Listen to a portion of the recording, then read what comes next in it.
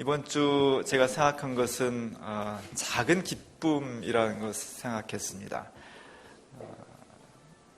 제가 존경하는 목사님 중에 서강선 목사님이 계신데, 그 목사님은 이화여대 교수로 평생 재직하시고 또 은퇴를 하셨어요. 평화운동도 많이 하셨고 한국교회의 굉장히 큰 어르신이에요. 그리고 그분은 세계 YMCA 총재도 역임하셨습니다. 평생 동안 한반도의 평화 통일을 위해서 노력하시고 은퇴하시고도 80대 중반이 돼서도 끊임없이 연구하고 노력하시는 민중신학자이셨습니다. 그분은 19살 때 아버님이 인민군에서 총살을 당했어요. 6.25 발발하고 바로 끌려가서 4개월 후에 시체를 찾았는데 대동강변에 5명을 줄로 쭉 엮어가지고 대동강만 갈대숲에 버려버린 거예요. 5명이 엮여 있으니까 떠내려가지는 않고 걸려있는 것을 이제 6.25 후에 우리나라 군대가 막 북진으로 들어오면서 평양을 수복하면서 그 시신을 찾았습니다. 찾고 보니까 얼굴부터 온몸에 따발총 자국이 쫙 나 있는 거죠.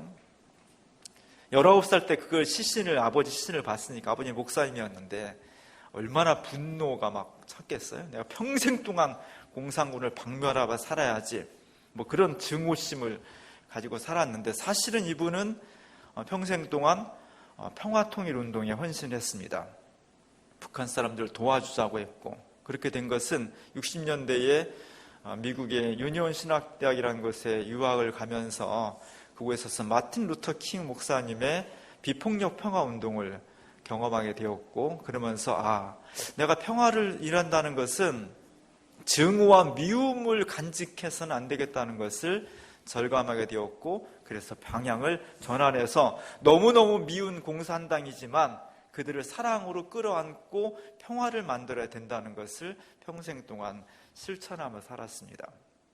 작년에 에큐메니칼 기독교 단체들이 함께 모여서 송년회를 했습니다. 제가 지난번에 조화순 목사님 말씀을 드렸고, 첫 번째로 나와서 덕담하신 분이 서강선 목사님이셨어요. 굉장히 명확하고 굉장히 젠틀한 분이에요. 그분이 나와서 하시는 말씀이 2015년도를 돌아보니까 하나도 기쁜 일이 없더라. 사회를 봐도 답답하고 한국 교회를 봐도 한숨이 나오고 정말 기쁜 일이 거의 없었다. 그런 한탄을 하시더라고요. 저도 그것도 왜 그런 말씀하시는지 그 심정이 앉아있는 사람들이 다 이렇게 공감이 되었습니다. 그러면서 한 가지 기쁜 일이 있었는데, 그것은 손녀딸이 도내 수영대회에서 입상을 해가지고 경기도 교육감 명의의 상장을 받은 것이 그나마 기쁨이었다. 그런 얘기를 하시더라고요. 근데 전날 에큐메니칼 기독교인들이 모여서 그 식사를 했는데 뷔페로 잘 차려서 대접한 분이 경기도 교육감 이재정 교육감이었습니다. 그래서 이재정 교육감 명의의 상장을 받은 것이 큰 기쁨이었다, 이런 얘기를 하니까 한바탕 웃게 되었습니다. 정말 우리가 살다 보면 역사적이고 사회적이고 큰 사건과 기쁨도 있지만, 사실 살아가면서 소소한 일상의 기쁨, 작지만 우리에게 감사할 수 있고 기쁠 수 있는 것들을 잘 찾아냈으면 좋겠다, 그런 생각이 듭니다. 저도 최근에 소소한 기쁨을 하나 얻었습니다. 책을 막 찾다가 구스타프 도레라는 유명한 판화가, 그분이 성경에 나와 있는 이야기를 한 150개 정도를 성경을 창세기부터 요한계시록까지 외경까지 그 장면을 판화로 잘 사가지고 판화집을 냈어요. 제가 저걸 찾다가 구입을 하게 됐습니다. 얼마에? 7,500원에. 너무너무 기쁜 거예요. 사람이 나이를 먹으면서도 싸게 사는 거, 공짜로 얻는 거, 이거에 대한 기쁨이 사라지지 않는 건 참 신기한 일입니다. 어쨌든 제가 소소한 기쁨을 얻게 되어서 우리가 살아가면서 작은 기쁨들을 계속 발견해내고 또 고백하고 찾는 것이 대단히 중요하다, 그런 생각을 다시 한번 하게 되었습니다. 오늘은 설 주일입니다. 설을 맞이해서 우리가 모두 행복을 빌어주는 그런 절기입니다. 설을 만나면 뭐라고 인사해요? 새해 복 많이 받으십시오. 사람도 인사하고 원숭이도 인사하고 다 인사합니다. 옆에 분들 한 분도 새해 복 많이 받으십시오. 이렇게 인사. 새해 복 많이 받으십시오.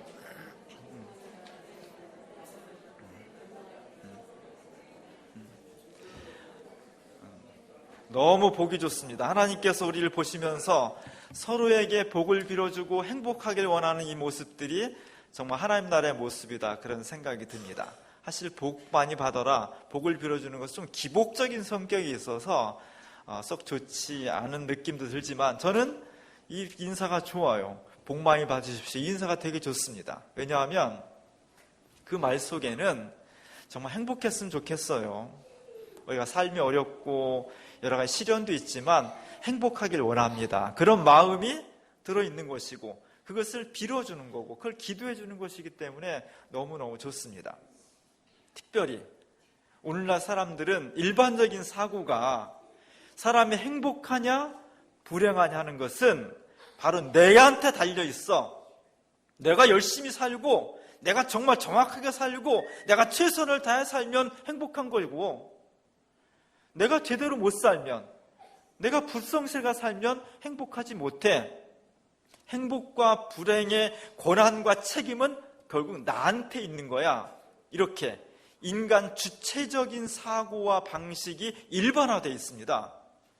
거기에 비해서 오늘 우리 선조들이 옛날부터, 언제부터인지 모르지만 새해 복 많이 받으십시오, 행복을 받으십시오, 이렇게 인사한다는 것은 그 속에 인간이 행복하고 불행한 것은 인간이 책임을 다하는 것도 중요하지만 그보다 더 근원적인 것, 어떤 거대한 근원적인 힘이 있어서 그 행복과 불행을 결정한다는 사고가 있는 거예요. 사람은 행복을 위해서 최선을 다해야 됩니다. 그러나 내가 최선을 다한다고 해서 행복이 당연히 계산기 딱 두드리면 자판기 단추 누르면 나오듯이 행복이 또르르 굴러오는 것은 아니라는 거예요. 인생을 살면 살수록 우리는 행복하고 바른 삶을 위해서 최선을 다해야 되지만, 그러나 행복한 삶이 내 뜻과 열정만 가지고는 되지 않는다는 것을 우리는 많이 경험하고 있습니다.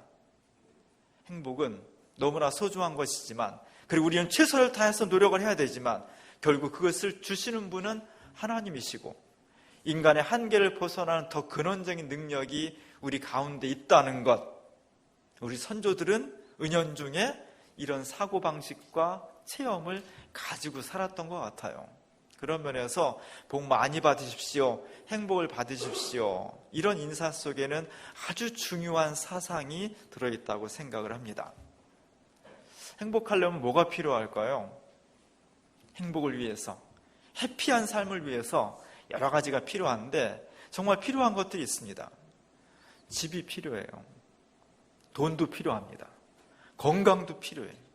가족도 필요하고 친구도 필요합니다.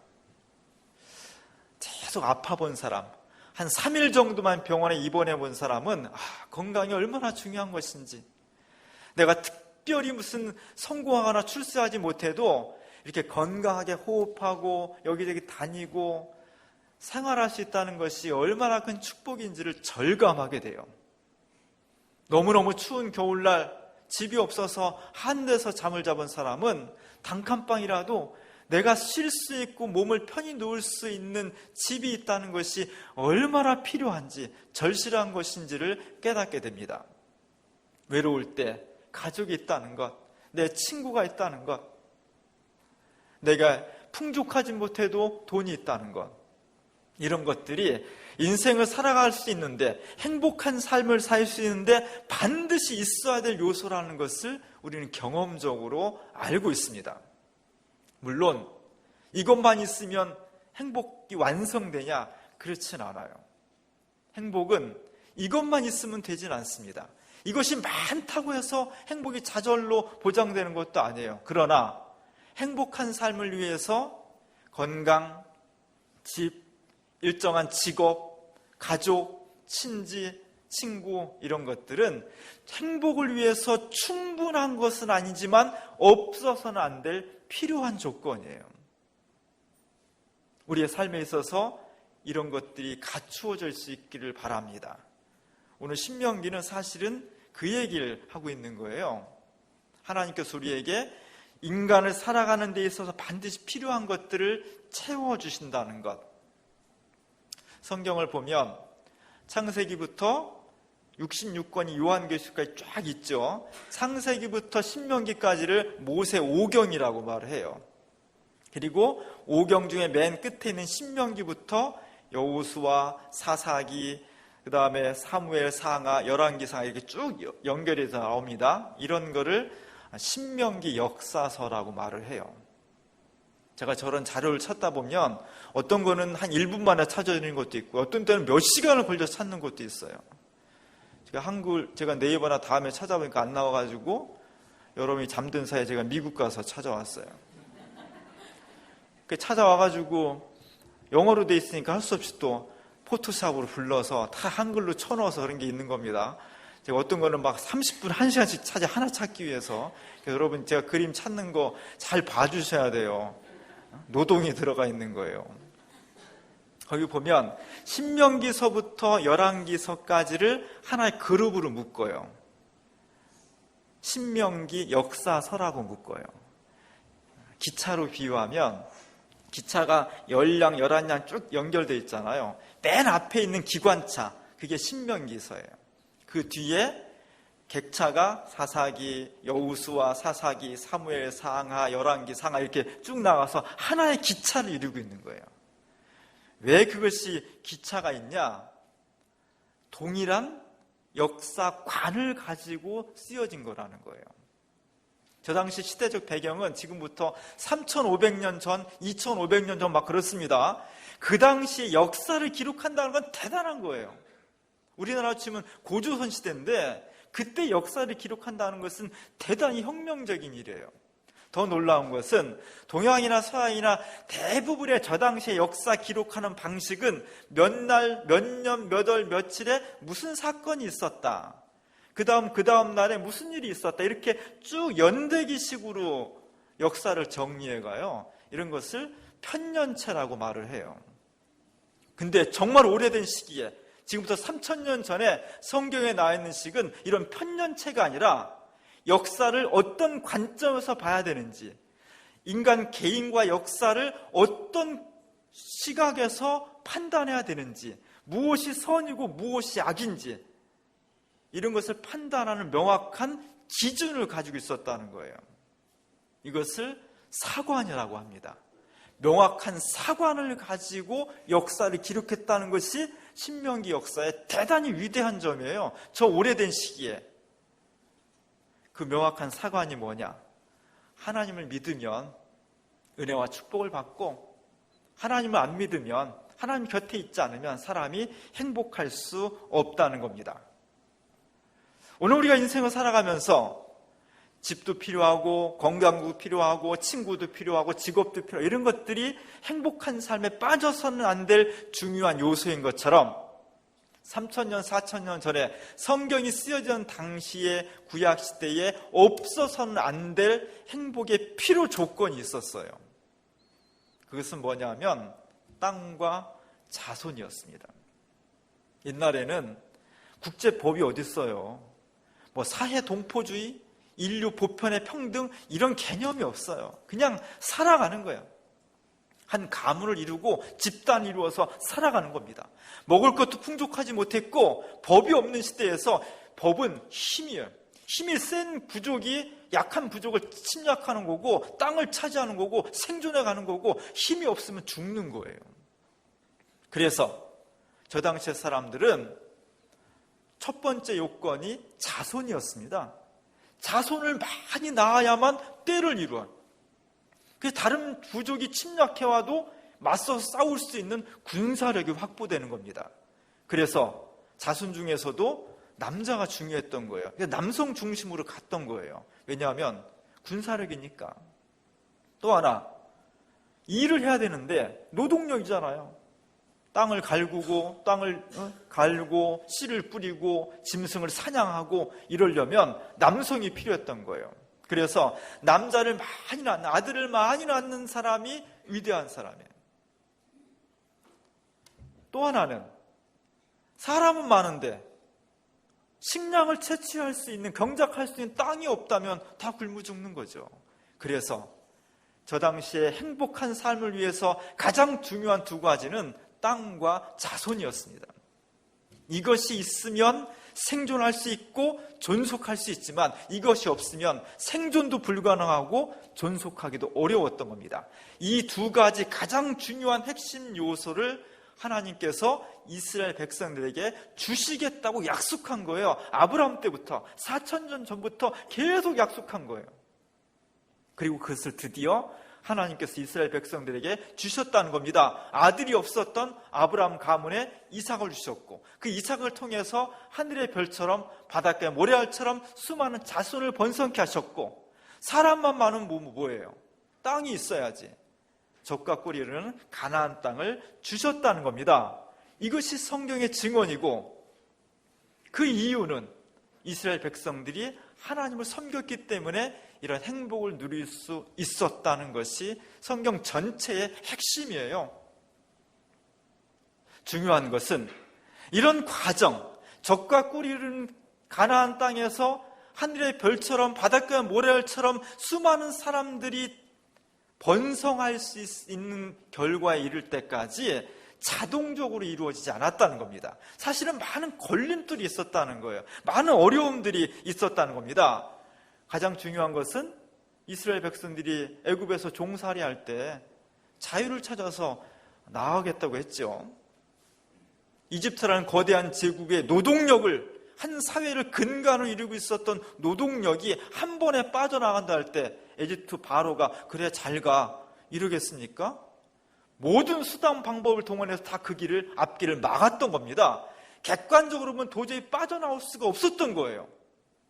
근데 그들은 기적적으로 애굽이라는 대제국에서 자유를 얻게 되었습니다. 이것이 놀라운 거예요. 그래서 37절에 보면 큰 권능으로 친히 인도하셔서 애굽에서 나오게 하셨다는 거예요. 이스라엘 백성이 노예 상태에서 자동적으로 자유를 얻은 게 아니라 하나님께서 그들에게 친히 임재하셔서 그들을 인도해 내셨다는 겁니다. 자유를 주셨다는 것, 애굽의 종살이에서 자유롭게 하셨다는 것이 큰 걸림돌 하나 제거한 거예요. 두 번째는 이들이 나오자마자 바로 가나안 땅으로 들어갈 수가 없었던 겁니다. 그 중간지대에 광야라는 거칠고 험난하고 죽음의 땅이 존재하고 있었던 겁니다. 그곳에서 그들은 40년 동안을 방황했어요. 춥고 덥고 먹을 거 없고 문화가 없는, 전망이 없는 절망과 굶픽의 땅, 그곳에서 40년 동안을 살았습니다. 그리고 가는 곳마다 거지처럼 막 움직여 가는 곳마다 그보다 강대한 민족들이 이스라엘 백성들을 위협해 왔던 겁니다. 오늘 38절에 보면 거기서도 하나님께서 이스라엘 백성들이 너보다 강한 민족들이 앞길을 막을 때 네 앞에서 내가 쫓아냈다는 거예요. 자유를 주셨고, 광야에서 죽음에 이르렀을 때, 위험할 때 하나님께서 이스라엘 백성을 보호하시고 그들의 강대한 민족들을, 적들을 쫓아내 주셨다는 것. 하나님의 선하심과 인도하심이 이스라엘 백성들이 노예 생활에서 가나안 땅에서 행복을 누릴 수 있는 가장 중요한 조건이었다는 겁니다. 이것이 성경의 증언이에요. 오늘 우리가 믿는 것은 맞아, 하나님께서 우리와 함께 하셔야 돼, 이것을 받아들인 겁니다. 오늘 말씀은 그것을 주장하고 있어요. 그래서 오늘 성경 말씀은 하나님을 끝까지 섬기라는 겁니다. 아까 제가 말씀드린 신명기 학파, 신명기 역사서의 여러 가지 책의 성경책을 딱 한마디로 요약하면 하나님을 섬기라는 거예요. 그들의 역사관은 하나님을 섬겼냐 섬기지 않았냐에 따라서 행복과 불행이 명확하게 갈라진다는 거였습니다. 그래서 오늘 39절 말씀에 보면 위로 하늘에나 아래로 땅에나 오직 여호와는 하나님이시다. 하나님이 여호와 하나님이 한 분뿐이시다. 그분밖에 없다. 그분을 믿고 그분을 의지하고 그분을 영접하고 그분을 섬기고 그 말씀을 따라 사는 것이 우리 삶에 수많은 난관과 걸림돌이 있다 할지라도 그것을 마침내 극복하고 적과 꿀이 흐르는 가나안 땅에서 살 수 있는 가장 중요한 요소가 된다는 겁니다. 그리고 오늘 이 비결을, 이 행복의 비결을 여러분 자녀들에게 많이 알려주라는 거예요. 오늘 제가 주보에 프리츠 폰 우데라는 화가의 그림을 실었습니다. 어린이들을 축복하시는 예수님. 이 화가는 1884년도에 그렸으니까 19세기 독일의 한 가정으로 화면을 옮겨놨습니다. 그래서 2000년 전 이야기지만 자기들 시대의 이야기로 느낄 수 있도록. 예수님은 사실 굉장히 피곤한 삶을 살았어요. 돈도 없어가지고 맨날 굶기도 잘했고요. 집이 없으니까 길거리에서 잠도 많이 잤고 늘 그 죽음의 그림자가 그를 따라다녔고 수많은 기적을 행하느냐고 에너지를 소비했고 상담, 목회 뭐 여러 가지를 하느냐고 힘들었습니다. 그래서 예수님 주변의 제자들은 예수님을 보호하려고 막 애들이 막 찾아오고 그러면 애들은 가라 막 이런 거죠.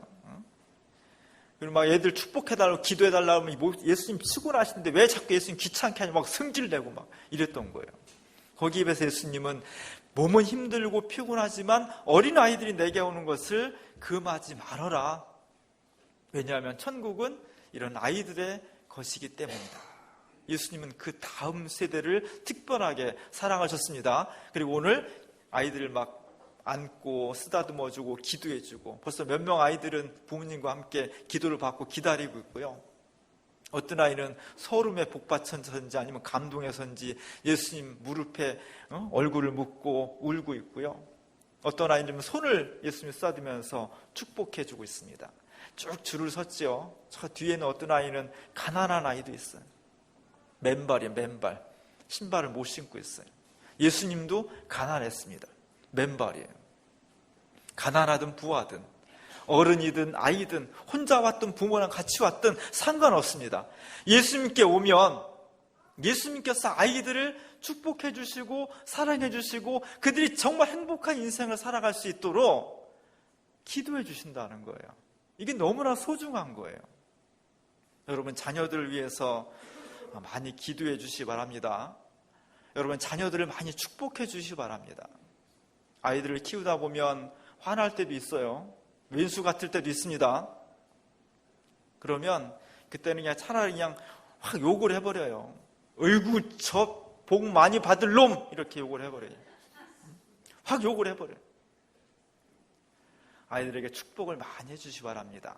아이를 키운다는 거 어렵지만 하나님께 주시는 우리의 생명이고 그들이 행복해야만 내가 행복할 수 있어요.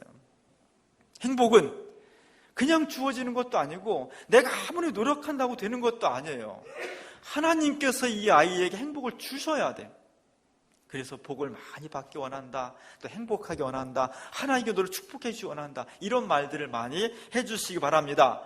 하나님 뜻대로 살면, 하나님 원하시는 규례대로 살면 우리를 정말로 최선을 다해 사랑하시는 분, 내게 모든 것을 주시고 마침내 우리를 구원하기 위해서 예수 그리스도를 십자가에 달려 죽게까지 하신 그 하나님께서 우리에게 진정으로 행복한 삶을 보장해 주시고 만들어 주신다는 것이 신실하신 하나님의 약속입니다.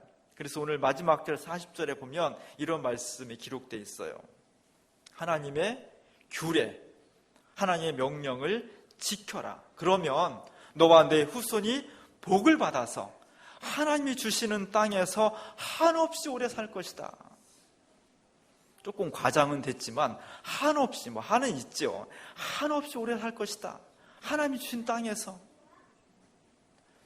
저도 오래 살고 싶은데 너무너무 힘들 때 모이면 아파가지고 그냥 누워있는데 100살까지 살려고 그러면 저는 사양하고 싶어요. 그래서 점점 이런 기도가 나와요. 하나님, 적절한 때에 너무 힘들지 않게 하나님께서 부르시면 좋겠습니다. 사실 우리가 그런 기도를 해야 됩니다. 죽음에 대한 기도를 해야 돼요. 반대로 너무너무 행복한데 지금 너무너무 좋고 기쁘고 감사하고 행복하고 너무너무 행복한데 너 1년 있다가 이제 죽어야 돼. 그럼 너무 아쉬울 거예요. 여건이 안 되는데 오래 사는 것도 참 피곤한 일이고, 여건이 너무 좋은데 짧게 사는 것도 너무 안타까운 일입니다. 근데 오늘 말씀에서는 하나님이 주신 그 땅에서, 그 땅은 어떤 땅이에요? 애굽의 땅도 아니고 광야도 아니고 그토록 이스라엘에서 원했던 젖과 꿀이 흐른다고 표현할 정도로 아름다운 땅, 그곳에서 1년이 아니라 한없이 오래오래 자손만대로 산다는 겁니다. 이 놀라운 축복, 이 놀라운 은총이 오늘 우리에게 주신 하나님의 약속이에요. 우리가 해야 될 것은 그 약속을 약속으로 받아들이는 겁니다. 하나님 우리를 사랑하시는구나, 하나님에게 행복 주시를 원하시는구나, 하나님 말씀대로 살면은 정말 내가 그토록 원하는 그 모양, 그 삶을 영원토록 이어갈 수 있구나. 그것이 내 대에서 끝나는 것이 아니라 내 눈 속에 넣어도 아프지 않을 내 사랑하는 자녀들에게도 계속 유지될 수 있구나. 그것을 믿음으로 받아들이시 바랍니다. 그리고 그 믿음을 내가 정말 사랑하는 자녀들에게 물려주시기 바랍니다. 설 명절을 맞이했습니다. 내일 명절이죠. 식구들도 많이 만나고 친지도 많이 만날 텐데 우리의 사랑하는 친지들과 우리의 사랑하는 자녀들 또 친척들에게 복을 많이 빌어주세요. 복 많이 받아라. 난 정말 되게 행복하길 바래. 나는 정말 너희들의 삶의 행복한 모습을 보면 너무너무 기뻐. 그런데 그 행복하기 위해서는 건강도 필요하고 직장도 필요하고 공부도 잘해야 되고 열심히 최선을 다해야 되지만 그것보다 더 중요한 것, 그것으로 완성될 수 없는 것, 복의 근원은, 행복의 근원은 우리를 정말 사랑하신 하나님을 우리가 맞아들이고 그 말씀대로 살아가는 것이 행복의 가장 중요한 요소야. 이런 말들을 덧붙여주면서 우리가 사랑하는 친척들과 다음 세대들이 행복할 수 있도록 기도해 주십시오. 그러면 내일 맞이하는 명절이 조금 어려움이 있어도 이스라엘 백성들처럼 그 땅에 갈 때까지 수많은 걸림돌이 있었지만 우리가 친척과 가족들 만날 때 여러 가지 걸림돌이 있을지라도 이 행복한 마음으로 빌어주고 기도해 준다면 우리의 삶과 가정 속에 행복이 넘쳐날 것입니다. 새해 복 많이 받으십시오. 올 한 해 정말 행복했으면 좋겠습니다. 하나님 말씀을 따라서 나도 행복하고 너도 행복하고 우리 가족 전체가, 우리 친지 전체가, 특별히 우리 다음 세대가 그리스도 안에서 행복을 찾고 만나고 누릴 수 있는 놀라운 명절이 이번 설을 통해서 우리 가운데 이루어질 수 있기를 주님의 이름으로 간절히 축원합니다.